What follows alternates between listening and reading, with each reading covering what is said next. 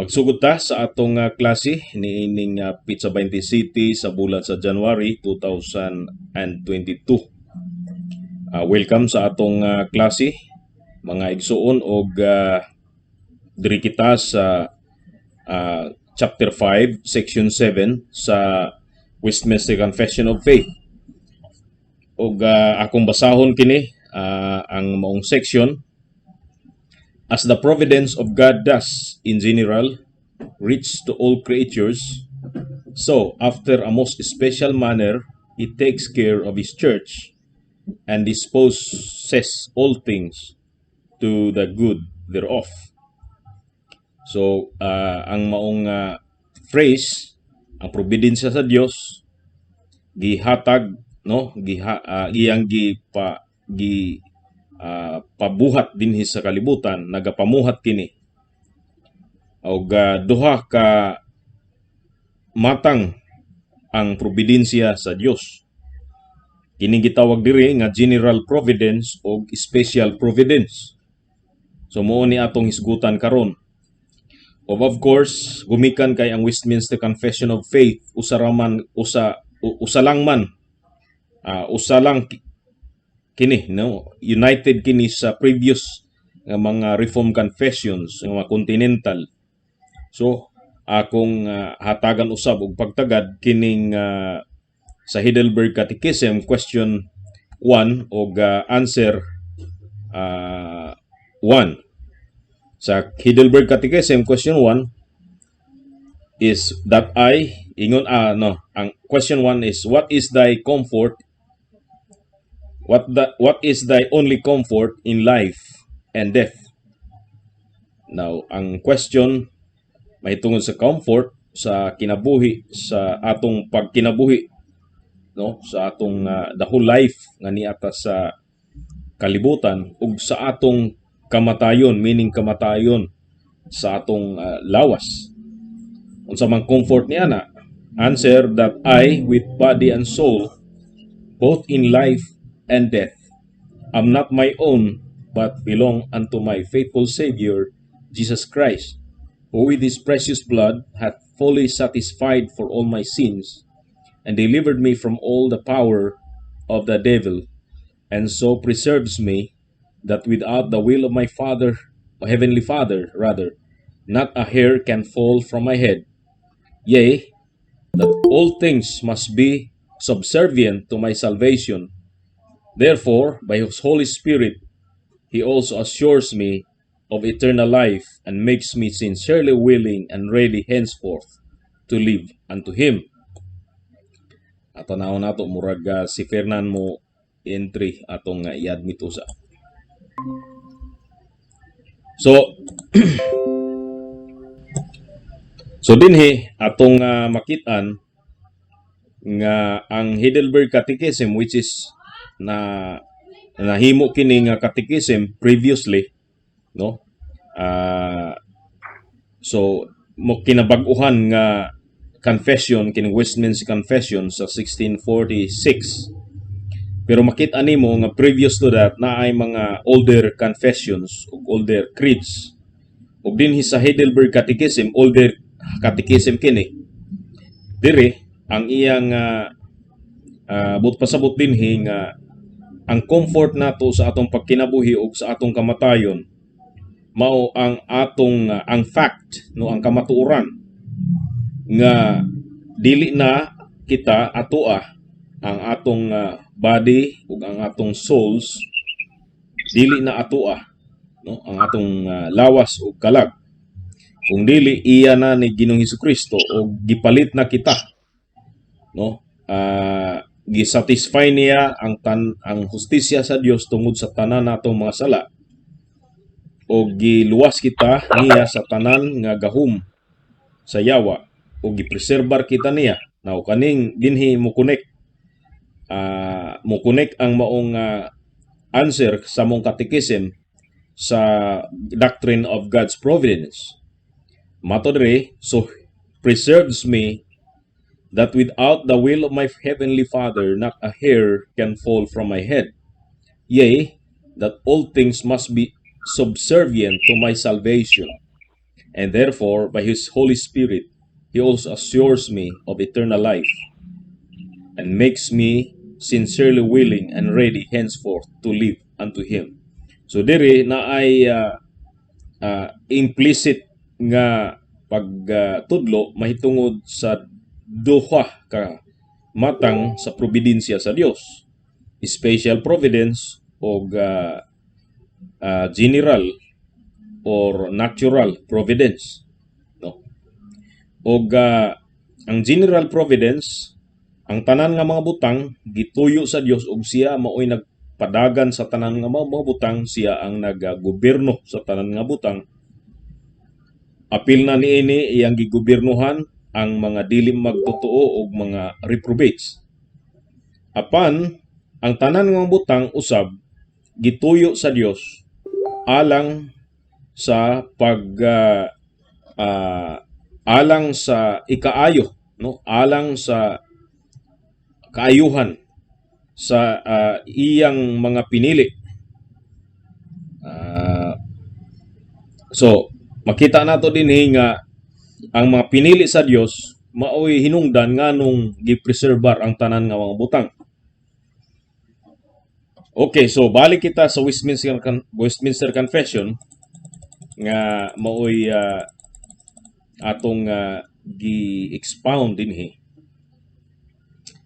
Now, makita nimo dinhi nga generally ang Dios naga-preserve sa tanan nga mga butang. Makita na nimo nga kung wala pa gi-preserve sa Dios ang tanan nga mga butang, no, unsa kahang mahitabo? Dunay annihilation sa tanan nga mga butang. Kung ang Dios wala nag-uphold sa kada atom ani nga universe, no, andunay annihilation sa usa lang ka pagpamilok, mahanaw ang tanan nga mga butang. No, imagine kung ang Dios mo stop bisag isa lang ka segundo sa pag-uphold sa kada atom ni ining kalibutana. Ang mahitabo ana, isa lang ka segundo mobalik ta ngadto sa nothingness. No, mobalik sa nothingness katong panahon nga eternidad nga wala pay butang nag-exist, ang Dios lang ang nag-exist. Kung walay providensya sa Dios, ang mahitabo ni ana mobalik sa panahon or sa eternidad nga Dios lamang maoy nagtungha. Mao na ang mahitabo, pero ang providensya sa Dios, no, gikan sa pag-create niya sa light hangtod nga gi-create niya ang tao, no, kanang tanan nga creation niya, pag-create pa lang niya naghimo na siya og upholding, preservation og government og sapnay ang iyang providensya sa light, nga ang light dili mahanaw, dili moadto sa kawad-an. Ano, sa unang adlaw pa lang nag-uphold na siya sa light o iyan ang gi-preserve ang light, nga ang light dili mahawagtang sa universe. So gikan adto hangtod nga iyang gi-create ang mamala nga yuta, gi-separate ang mamala ngadto sa tubig, no, gikan sa katubigan hangtod nga naghimo siya sa tanan nga mga butang sa langit ug dinhi sa yuta sa kadagatan.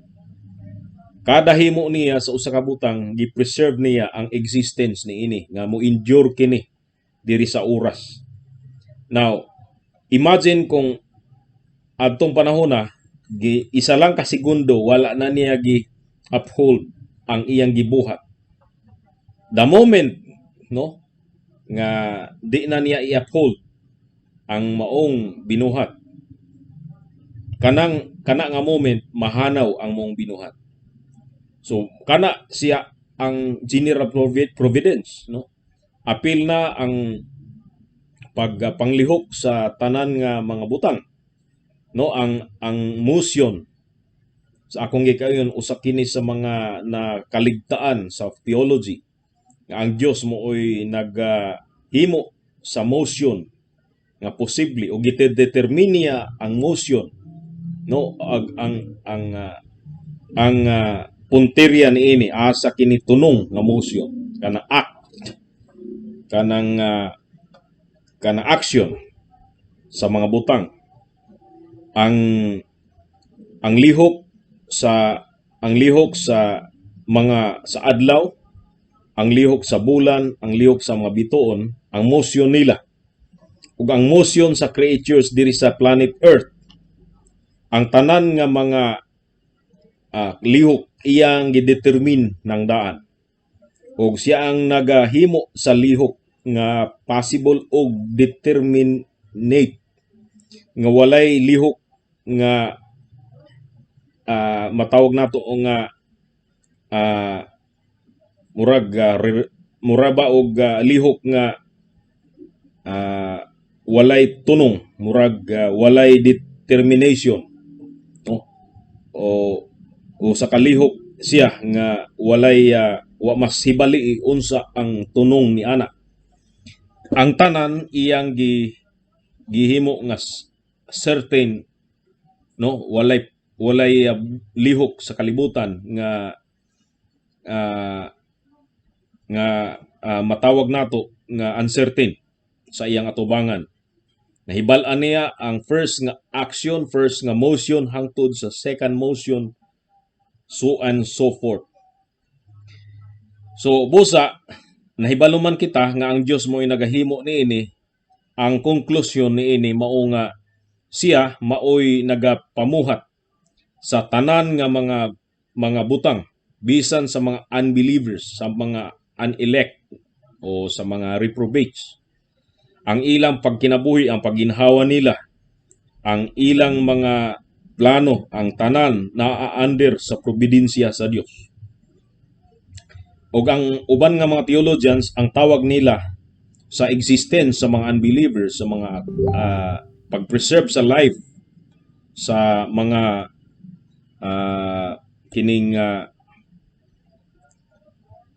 pag-preserve sa nila sa life or niya sa life o sa paghatag niya sa kinabuhi sa mga reprobates. Ang tawag nila niini is common grace, o dili ko mo disagree sa ilang meaning, although sa term nga common grace dili, I think nga kinahanglan na siya og rethought, nga i-rethink kini sa mga theologians. Kay ang word nga grace sa Bible, no, sa atong paghisgot niini, no, sa pagpreserbar sa Dios, dili gyud ang grace, dili gyud ang grace ingon nga alang lang sa mga butang nga non-saving, kundi ang grace, saving grace gyud na siya. So there is no such thing common grace gyud.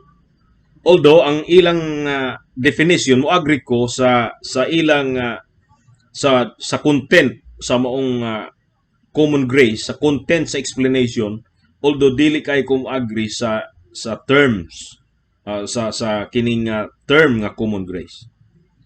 Ang ako lang is God is creator and He is benevolent to all His creatures, good and bad. Mura na ang gitudlo sa Biblia, ug ang Dios nagapaulan sa mga maayo ug sa mga dautan. Una ang gitudlo sa Biblia. Now, apil ka na sa probidensya sa Dios nga walay butang nga outside sa iyang probidensya. Otherwise, kung nag-exist siya nga wala tuyuan sa Dios, then naapay lain di ay nga God nga nag-exist outside sa atong Dios. Pero sa bang Bible nagsulti nga wala na laing Dios, ug usa lamang ang Dios, ug ang kana nga Dios nga naga-govern, naga-preserve, naga-rule, naga-dispose sa tanan ng mga butang. Walay butang therefore nga wala under sa iyang control. So dili na ko tawagon kana nga grace. Of course, In a sense nga wala nila gihaguan ang ilang kinabuhi, murag matawag nga grace, pero dili manggod kana mo ang term sa Bible sa paggamit sa term nga grace. Kundi ang pinakaduol ni ana is God is the God of providence. God is the creator, and God preserves all his creation, good and bad. Ana lang. No, so now, dunay rason nganong ang Dios maghatag sa iyang common o sa iyang common benevolence sa iyang creatorship, as God who created everything. Ay reason nganong ang mga unbelievers naka-cut-on sa pagkinabuhi nga og nagakinabuhi og gihatagan sa kinabuhi og sila nakabenepisyo sa mga maayong hun nga mga butang gikan sa kamot sa Dios. Dunay rason ni ana, ug ang rason ni ana is matud pa sa atong Heidelberg Catechism, all things, no? Matud niya nga all things must be subservient to my salvation. Matud sa Heidelberg Catechism. Unsa man ang meaning ni ana?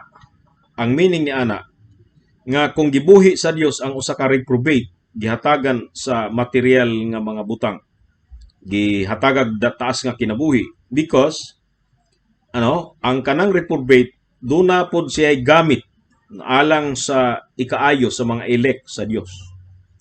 Pananglitan, no, daw na mong gitay mga lolo nga mga reprobates kaniadto kadtong wala makadungog sa gospel, no? Nganong gibuhi to sila tungod kay gidetermine sa Dios nga gikan sa ilang loins, gikan sa ilang lahi, sa ilang linya nga mataw kita, no? Gikan sa ilang linya sa genealogy, diha kita sa linyada nila mataw, ug kay kung namatay sila prematurely, katong mga reprobates, wala unta kita mataw, no? So mismo ang pagkabuhi ug ang kinabuhi sa reprobate, no, gibut-an sa Dios dili for the sake sa reprobate lamang, kung dili ultimately for the sake sa iyang glory diha sa salvation sa mga descendants sa mong reprobates. So daw nay mga elect kansang mga parents, mga reprobates. So gikinahanglan, no, apil sa plano sa Dios nga ang parents sa reprobates mabuhi hangtod nga moabot sa adlaw nga siya patyon sa Dios og hunuson ang iyang kinabuhi. So makit-an nimo nga ang tanan nga mga butang nagapanghitabo for the sake sa elect, no? So mismo gani ang dautan nga mga tao sa atong gobyerno karon, no, nganong determine sa Dios ang ilang existence, ang ilang pagbarog, nganong gidetermine sa Dios nga sila mutungha aning kalibutan gumikan kay kana alang sa mga elect. Now note, imong i-notice nga sa Bible, no, naay mga panahon sa Bible nga ang mga taong wicked gihatagan sa Dios og material nga mga butang. Og makit-an nimo pananglitan ang mga sinaunang mga Canaanites katong nagpuyo sa land of Canaan, mga wicked og mga taong dautan, apan gihatagan sila sa Dios og natural gifts. Gihatagan sila sa Dios og abilidad, engineering, scientific, whatever nga mga butang. Ug katanan nga mga butang nga gihatag sa Dios kanila, kana nga mga butang gihatag sa Dios kanila og preparasyon kana for the coming of the descendants of Abraham sa Canaan. What if wala sila? Ang Canaan wala makultivate, no? Walay cultivation sa Canaan. Wala makapananom og mga ubas. Wala makapananom sila og mga prutas kung wala sila makauna dito. So giuna sila sa Dios dito yatagan sa tanan nga ilang mga material blessings o sa yuta aron nga mahimong preparatory kadto sa pag-abot sa mga anak sa Israel. So makit-an nimo unsa ang purpose sa Dios nganong ang Dios nagahatag og nagadetermine sa existence og sa kaayuhan material sa mga non-elect. Makita nimo nga usahay niini dinhi sa probidensya sa Dios usahay og dunay mga panahon, of course, nga ang sala gi-determine para nga dunay greater good nga mo sangpot gikan ni ana. Dili tungod kay ang sala maayo alang sa Dios. No, ang sala is repugnant against God. God is not pleased with sin. And sin is against God's nature. God is holy. And it is impossible for God to be tolerant of sin. Pero makit-an nimo nga dinhi sa balang kasulatan dunay mga panahon nga gidetermine ang sala because dunay grace nga iyang gitagana sa umalabot. Halimbawa si King Solomon, kung wala si Bathsheba, wala si King Solomon. No? So makit-an nimo nga generally ang providence sa Dios nag-extend even to the wicked, even to the evil actions of men. So dunay muna siyang general providence sa Dios nga walay butang sa iyang providensya nga outside sa iyang control o nganong nahitabo ang mga tanan nga butang generally because ang Dios nagatagana kanila para sa salvation sa iyang mga anak. Ultimately, kining tanan para sa glory niya. The condemnation of the wicked and the justification of his sons and his children are for God's glory.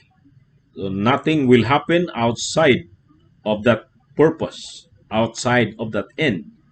So dinhi sa balang kasulatan, klaro that God's providence extends to all motions, to all creatures, to all actions, good and evil, and even for the preservation of the wicked. But ang tanan nga mga butang gihimo sa Dios alang sa usa ka special nga purpose, and diri makit-an nimo ang special providence, special manner, in a most special manner nagapunting ang tanan nga mga butang to take care of his church. The meaning sa take care of his church nga iyang i-take care ang salvation sa iyang mga anak, o dito he will provide for them the ministry of the word and of the sacrament and of the discipline of the church, o sa diha nga iyang mahatag kini kanila, iyang gihatagan sila sa nurture, pag-nourish sa ilang mga kalag, pinaagi sa iyang mga pulo, o dinhi ang special providence sa Dios magapanglihok. Now atong tan-awon karon ang pag-exegete in a brief manner sa mga verses nga gi-quote dinhi about sa general providence ug sa special providence. Naa kani diri sa atong Westminster Confession, dunay mga proof text niini. Sa unas tanan makit-an sa nato kini sa 1 Timothy chapter 4 verse 10.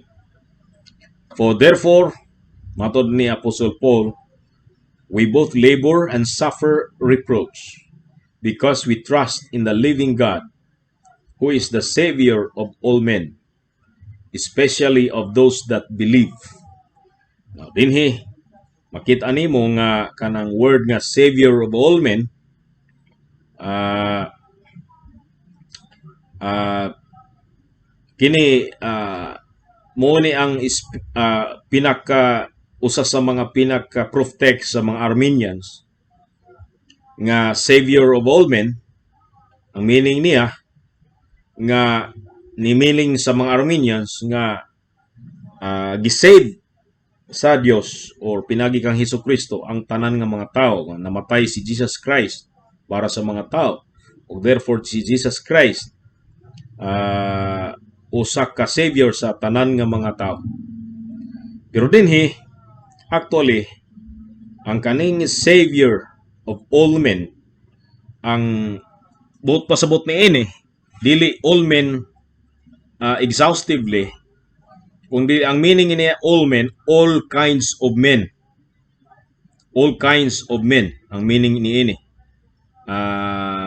Nga buot pasabot ni ini nga ang tanan nga klase sa tao. Ang context ni ini sa Timothy is nagpahayag sa atong pagampo sa tanan nga mga tao, from kings to princes, paingon sa mga gigobiernuhan nila.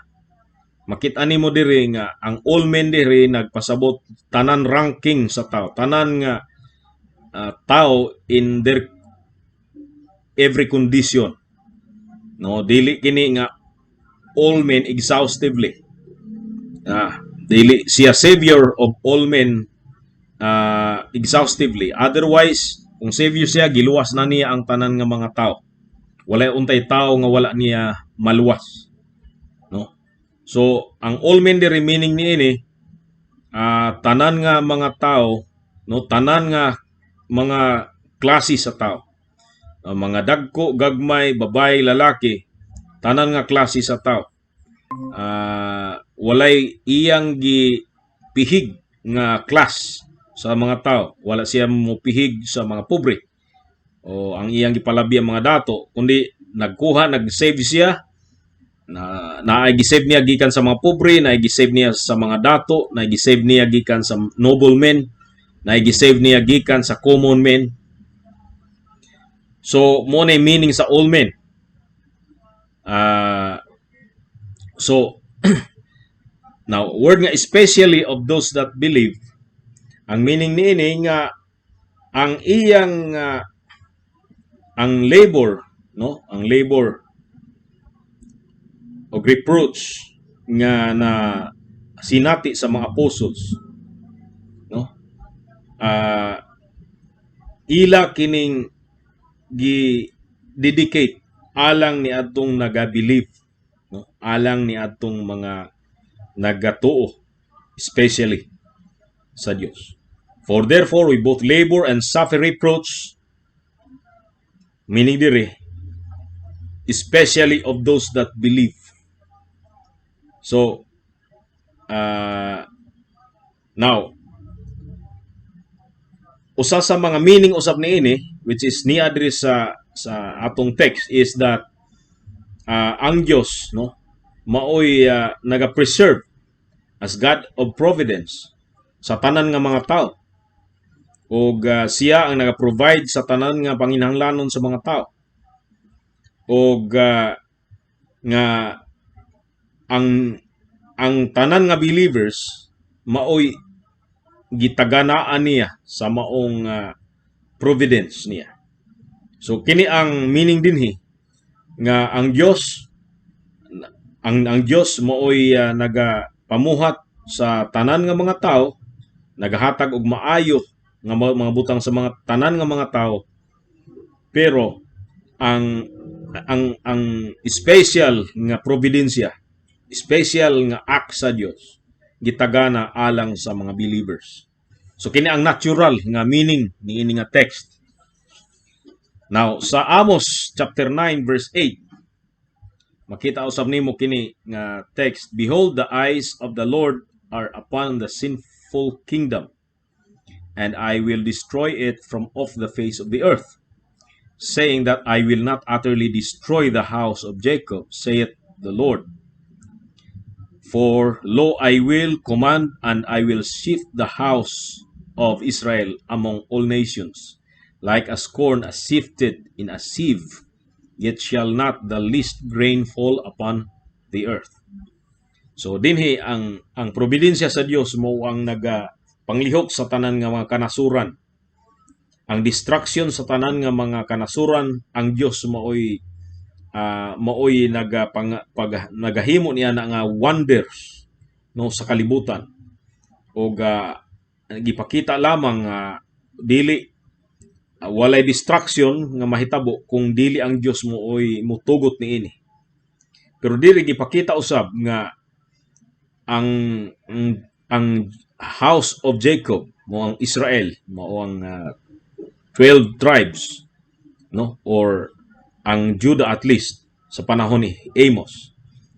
Makit-an nimo dinhi nga walay mahitabo kaniya nga dautan unless kung ang Dios dunay pagtando no nad sa Dios. So dinhi makit-an nimo ang providensya sa Dios nga nagapanglihok tanan nga kanasuran apan especially kini nagapanglihok alang sa iyang iglesia. Na sa Romans 8:28, and we know that all things work together for good to them that love God, to them who are the called. Kaning word na called diri is noun. Mga taong tinawag sa Dios according to His purpose. Makita nimo nga ang tanan nga mga butang nagapanglihok alang sa ikaayo ni adtong mga tinawag sa Dios sumala sa iyang purpose.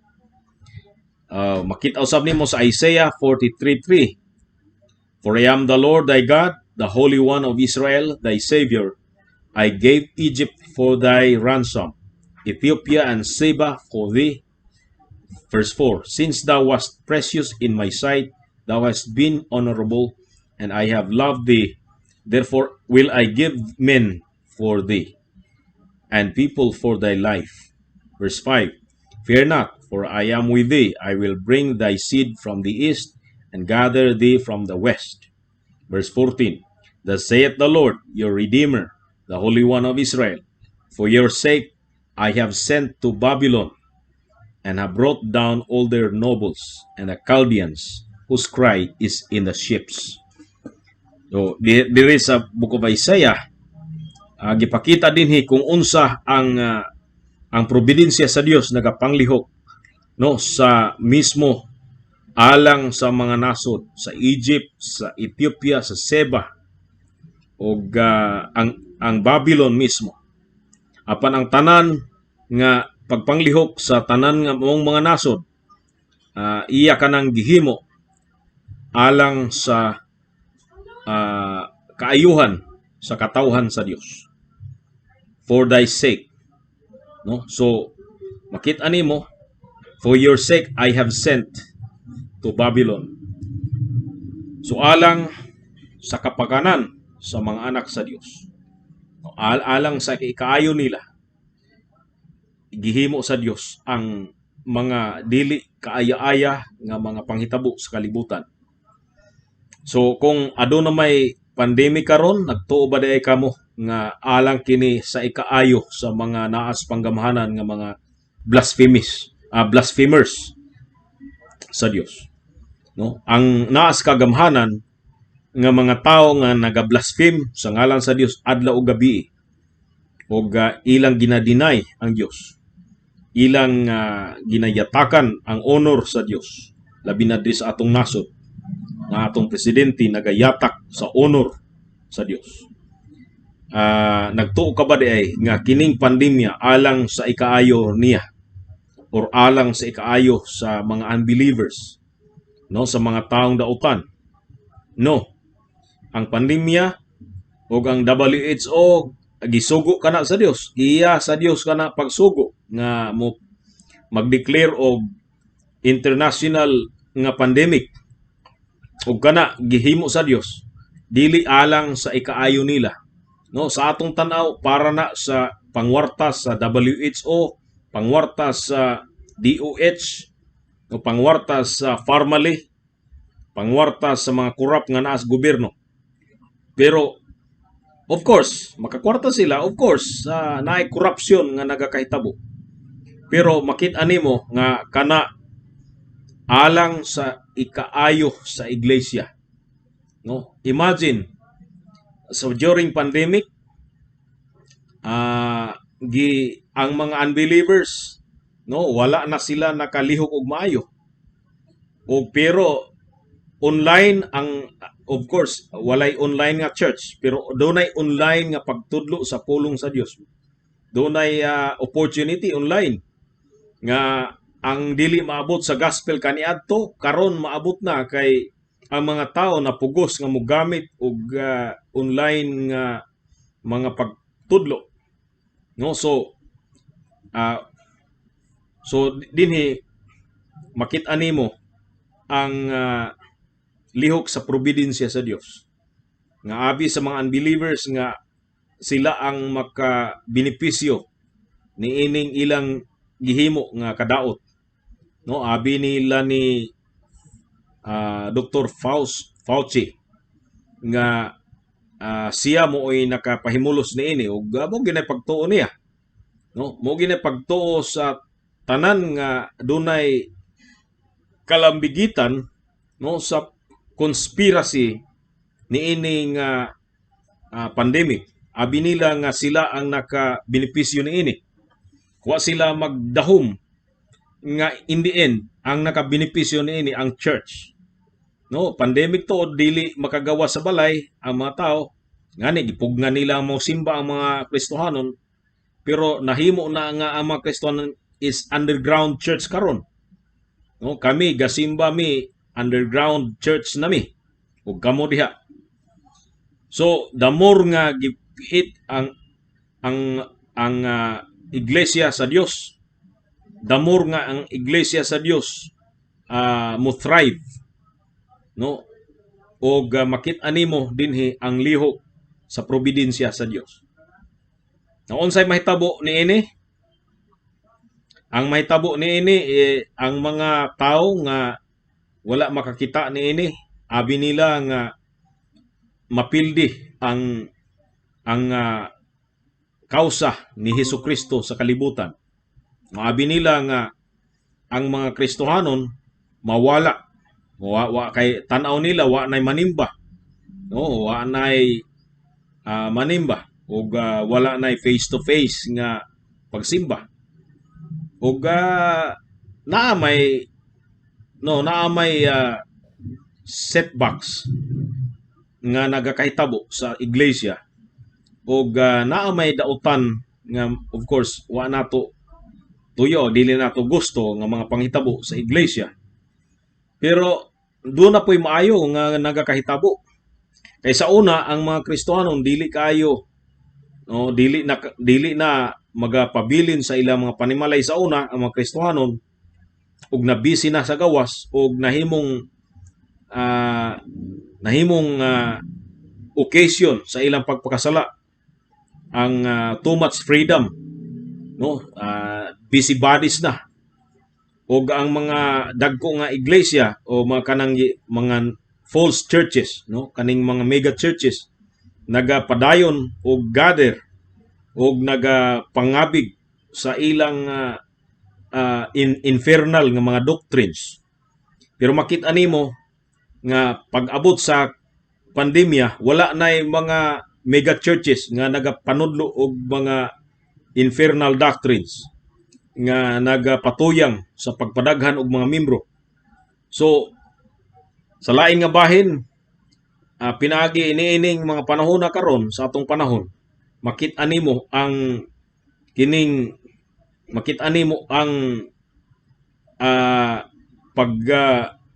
pagsisig, no? Murag naa sa kuan bitaw, naa sa nagatahop sila sa humay or nagasisig sa humay diha sa kaning nigo, nginigsisig sa kanya to sisigon man na, no? Ang kanang mabilin mga timgas ra, pero ang mga mawala kadtong mga walay mga pungango nga walay mga sulod.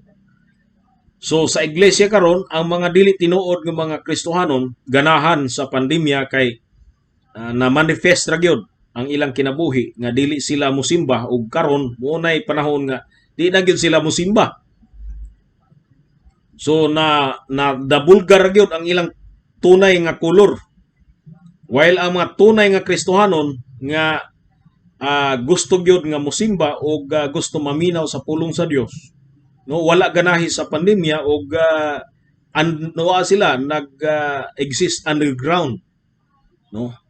So imong makit-an, no, nga ang tanan nga mga panghitabo apil na kining atong panghitabo karon nga kini alang sa ikaayo, alang sa pagputli sa iglesia, nga ang mga apungango, ang mga tahop, ang mga hypocrites mawala sa iglesia, ug ang tinuod nga mga anak sa Dios ma-manifest ug musinaw sama sa gold nga damor nga agihan sa kining damor nga ang gold ginaagihan sa kining chemical nga para sa uban makadaot, ang gold nga tinuod mo sinaw, no. O pero ang mga drosses, ang mga kalawang o ang mga dili tinuod nga gold mga hanaw.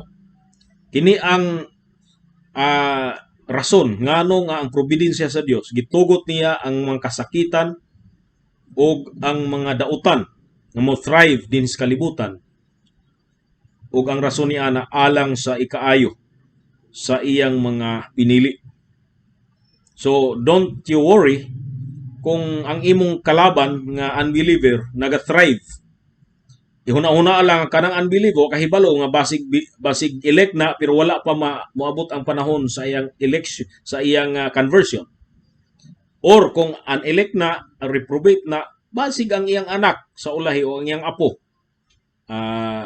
muagi na siya og conversion kay elect ang iyang apo. So, mga kaigsuonan, mo kini ang content sa Heidelberg Catechism, question number 1 ug answer number 1. Mato dire nga gipreserbar kita sa Dios. So preserves me that without the will of my heavenly Father, not a hair can fall from my head. No, mismo usa ka lugas, no, sa kaning buhok dili matagak sa imong ulo kung dili mo permit niini ang atong amahan nga naa sa langit. Now ako karon human nga na-COVID ko, na tingala ko nga mag-anam lagas akong mga buhok, daghan ang malagas ba. Kanya sa una ang akong ulo, akong buhok kuan man kining baga ang akong buhok, pero sa pagkakaron mo nipis na. Naga-anam og nipis kay gikan sa akong pagkasakit malagas ang akong buhok. Kini akong nahinumduman dayon every time makita ko og buhok na ako nga malagas. Nahinumduman dayon ako ang maong bersikulo, no, sa diri sa balang nga sulatan. Diri sa ni Jesucristo nga nag-ingon siya nga sa Luke 21:18, but there shall not an hair of your head perish. Sa Matthew 10:30, but the very hairs of your head are all numbered. So walay usa ka lugas sa atong ulo nga matagak nga wala gi account sa Dios natong amahan. Ingana ka precious ang probidensya sa Dios. No, ingana ka precious ang probidensya sa Dios. Nga mismo ang atong paggamit sa shampoo iyang nahibalo ang Dios ni ana. No, mismo ang atong paggamit sa mali nga shampoo nga mo hinungdan nga atong buhok malagas, ang Dios mo'y nagagovern ni ana. No, ang atong paggamit og sabon og sumuna ang kanindot sa probidensya sa Dios, ang iyang pag-take care sa iyang mga anak, nga mismo ang atong buhok nga insignificant tamanggani na alang kanato, significant o very important kana sa atong Dios. Yea, that all things must be subservient to my salvation. No, ang tanan nga butang subservient alang sa atong kaluwasan. So all things work together for good. Now, so meaning din nga kung aduna may mga nagakaitabo alang lang kana sa imong kaayuhan. Wala gyud purpose ang Dios nga ikaw madaot ka kung ikaw iyang elect, kung iyang pinili ka, ang tanan nga butang gi-purpose alang sa imong kaayuhan. O kana ingon nga siya atong amahan nga nasa langit. So, therefore, mato diri sa Heidelberg Catechism, therefore, by His Holy Spirit, He also assures me of eternal life. So, dinhi makita nato nga ang assurance connected kana sa atong perseverance. Nga ang tanan nga mga butang iyang ginapalihok para kita mag-persevere diya sa atong pagtuo. No, walay butang nagakaitabo kung wala ang Dios mitugot or ni determine ini. Ug busa kay gidetermine kana sa Dios, ang rason nga iya kanang gihimo is alang sa atong perseverance diya sa pagtuo. Ipa-persevere ka gyud niya kay iyang i-provide ang imong gikinahanglan. Iyang kung adunay impas nga sa imong atubangan, iya kang patagan og way nga makalusot ni ana. Kung adunay bugat, dunay panahon nga nga kana nga gibugaton nga naa sa imong abaga, no? Imong ma-appreciate nga naay bugat kay nganuman aron dili ka magdali kay kung magdali ka madaot ka. So dunay mga rason nganong naay mahitabo sa atong kinabuhi, mga kaigsuonan. Og ang nagakahitabo alang sa atong preservation, sa atong perseverance, o sa atong eternal life. O mismo ang atong desisyon, atong willingness to obey sa Dios. Apil ka na sa providensya sa Dios. Now, any question, mga kaigsuonan?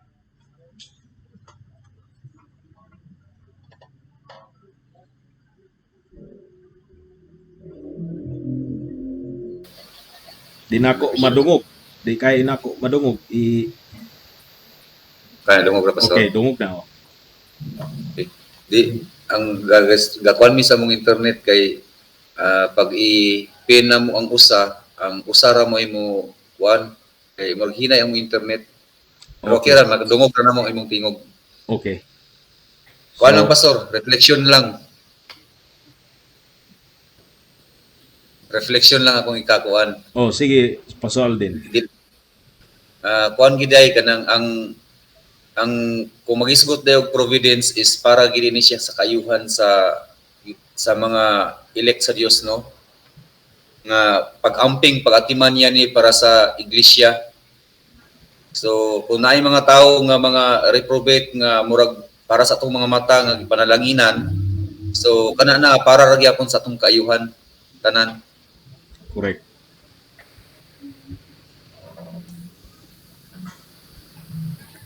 Okay, so naguna-una ko nga mo lecture ta sa next nga chapter. At least introductory nato sa next nga chapter. Og ang next nga chapter mao ang fall of man, no? Atong hatagan kini og mayng pagtagad. So dinhi naghuna-huna ko nga mo lecture ko sa briefly niana sa next hour. So bisag mga gamay lang nga oras para moambit ta sa next nga chapter. Okay lang sa inyo mga kaigsuonan? Pastor Alden, okay lang? Okay ra kay pastor. Sige, mamahaw sa ta og mag-break sa ta at least mga 30 minutes atong break. Okay, pastor. Sige, salamat.